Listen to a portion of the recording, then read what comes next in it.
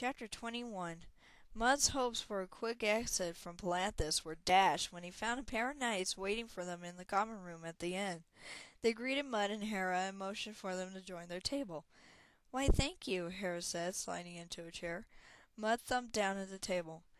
"How can we be of service?" He strained to keep his voice polite and to sit still. He inched to be on his way after the pendant, but the older of the knights had the insignia of the rose on his armor, a rank Mud knew he had better respect.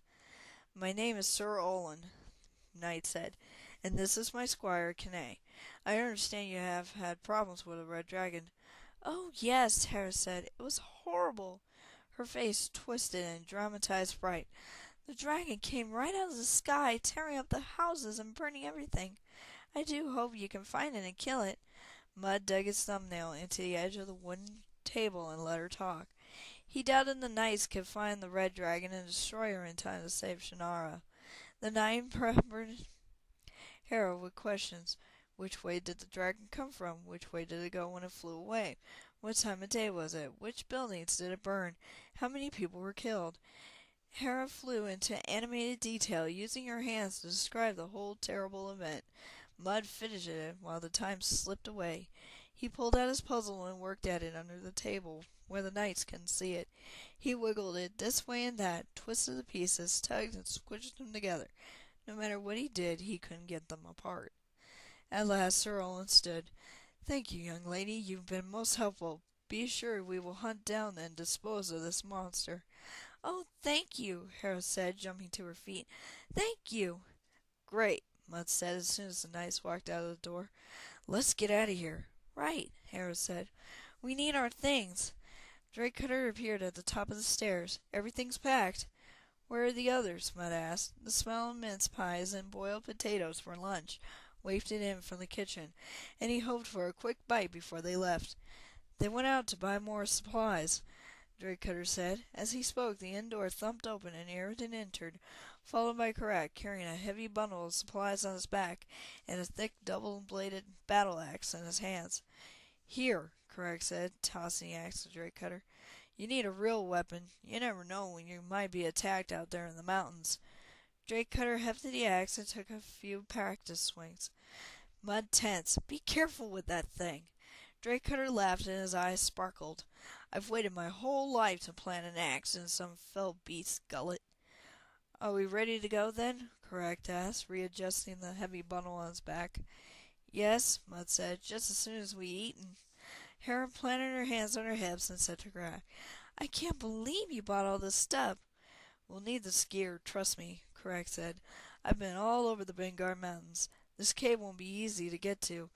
Oh, don't look at me like that. I know you think you can scale a sheer cliff with just your fingernails, but the rest of us aren't rangers." Mud chuckled in agreement. He sat down to eat, anxious to be on their way to the cave. Mud hurried up the steep road away from Palanthas, part of him sad to leave behind the rush and excitement of the city, and part of him glad to be on their way. Hera, Drake Cutter, Aridin, and Karak followed close behind. "We're coming, Shannara," Mud muttered. "Just hold on." They passed the guardhouse and forged up onto the nice high road. The scent of pine wafted on the wind, whistling through the stately trees. Great cliffs stretched up to mountain peaks above. Mud wiped the sweat from his forehead after the long climb and took a drink of cold water. Hera lifted her face to the sunlight. "I'm glad to be out of the city. Too many people and buildings. No trees, no forest creatures, no soft dirt beneath your feet." "You're crazy," Mud said. "Palanthas is magnificent." "I agree," Drake Cutter said, running his fingers through his braided beard.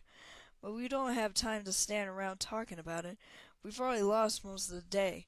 He struck out along the road as fast as his stout legs could go. Mud and Hera caught up within a few steps. Aridin had to run to stay with them. Karak scooped him up under one lengthy arm and kept pace with Mud. "Please," Aridin squeaked. "This is rather unbecoming."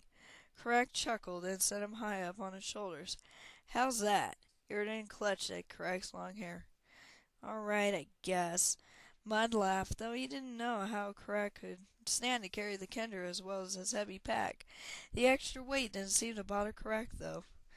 "Karak," Mud said, giving him a warm smile, Why do you think you were meant to find the dragon pendant? Correct tense. Shannara told me I was supposed to. Yes, of course, Mud waved a placating hand. I just thought perhaps you might have some idea. Most of the vision makes no sense. And then there are the pendant and the silver dragon. Why would the dragon want to grant someone a wish? Karak frowned and fingered his sword hilt. Silver dragons like humans. They want to help people. It's just their way. Hera came up on the other side of Karak. So when we find the pendant, what will you wish for, Karak? Karak's face darkened and he dropped his gaze to the ground. I don't know what I want anymore. Once I thought I would give anything to claim my true birthright. Now I would be happy if all of us just get out of this alive. You think it's that dangerous? Mud asked.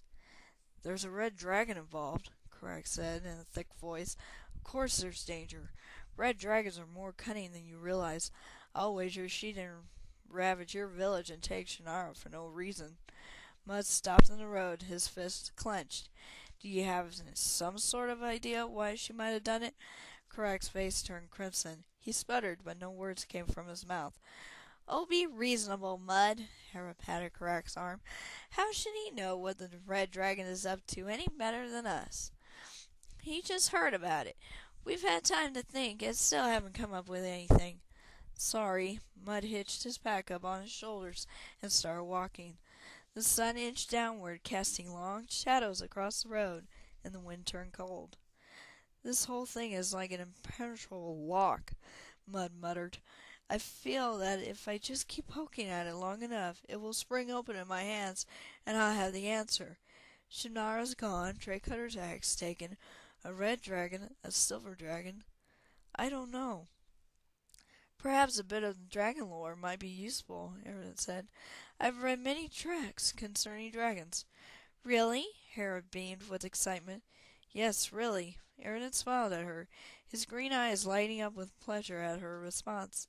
You see, red dragons make their lairs high up in the mountains. They love to perch on cliffs overlooking their claimed territory. A silver dragon's domain is all the sky. They love to fly simply for the joy of it. It is rumored that they have enchanted lairs in the clouds with solid floors where they lay their eggs. Karak's eyes got a faraway look for a moment, then his face went pale. Get to the point, Iriden, he snapped. Iriden jumped. Well, the point is that red dragons and silver dragons both claim the same territory, which often brings them into mortal conflict with each other. Karak cleared his throat. It will be dark soon. We better find a place to camp. Mud's mind whirled while he led him to the place where they camp on their way to Palanthas. Draycutter got a fire going while Karak and Iriden broke out the food from Karak's pack. Mud stood at the edge of their camp, staring up at the cliffs above them. His skin prickled with the thought that the red dragon could be up there somewhere, watching them. Hera slid over to Mud, fingering her bow. I've been thinking. What Iriden says makes sense, but there could be another explanation. What? Mud pulled out his puzzle and worried at it while Hera talked. Zedai said the Dark Queen, Tahisis, is always trying to take control of this world. Harris looked around at the deepening shadows. Just because she was defeated and forced back into the abyss during the War of the Lance doesn't mean that she's given up on her designs. You think Tahisis sent the Red Dragon after Shannara? Mud asked. Hera nodded. She may have plans for a new war, and doesn't want Shannara warning anyone with her visions. She may not know Shannara is not a seer anymore. What about Draycutter's axe? Mud clenched his fists. It was bad enough thinking about fighting a red dragon, but that was nothing compared to the Dark Queen. Stonefish used this axe to kill a lot of evil dragons during the war. The axe is too dangerous for the Dark Queen to leave in enemy hands. Hera grinned. It's just an idea. Mud bit his lip. Before this all started, he would have sworn the only things Hera thought about were how to make bread and which ribbons matched which dress. He'd always taken her for granted as his little sister. She studied hard with Zedai, it seemed, and he hadn't even noticed that she'd grown into an intelligent and deadly ranger. Hera left him and went back to the fire to supervise the evening cooking. Mud shook his head at how swiftly she changed from one world to the other. He just hoped she was up to the conflict that might lie ahead of them. End of chapter 21.